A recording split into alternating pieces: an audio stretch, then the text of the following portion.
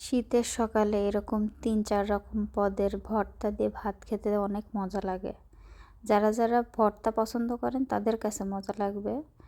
তো মাঝে, মাঝে এরকম ভর্তা ভাত আমি খাই। আমার কাছে ভালো লাগে। তো এইভাবে আমি আলু সিদ্ধ দিয়েছিলাম মাইক্রোওয়েভে, বেক পটেটো যেটা ওইটাতে আমি দিয়েছিলাম। মাত্র ৫ মিনিটে আলু সিদ্ধ হয়ে যায়। আর আমি পেঁয়াজটাও এখানে হালকা একটু মাইক্রোওয়েভে দিয়ে নিয়েছি যেন একটু কাঁচা গন্ধটা চলে যায়। কারণ আমার শাশুড়ি আবার কাঁচা পেঁয়াজ পছন্দ করে না।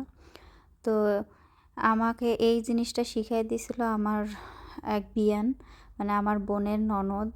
তাকে অনেক ধন্যবাদ, কারণ আমার সময় অনেক বেঁচে গেছে এটার জন্য। আর চুলায় গিয়ে অনেক কষ্ট করে ওগুলো করতে হয় না। এজন্য আমি এখন মাইক্রোওয়েভে ওইভাবে করে নিই। মাইক্রোওয়েভে আলু ভর্তাটাও অনেক মজা লাগে। আলুটা মনে হয় যে আমি পুড়িয়ে নিয়েছি এরকম। আর আমি এখানে সিমের সাথে সবসময় একটু আলু দিয়ে ভর্তাও পছন্দ করি। কারণ সিমের সাথে আলু দিলে একটু সিম ভর্তাটা একটু আঠালো হয়, ওই জন্য মজা লাগে বেশি। আর এখানে আমাদের এখানে একদম ছোট ছোট বেগুন পাওয়া যায় ইন্ডিয়ান শপে, তো সেই বেগুনগুলাই এখানে ভর্তা করেছিলাম।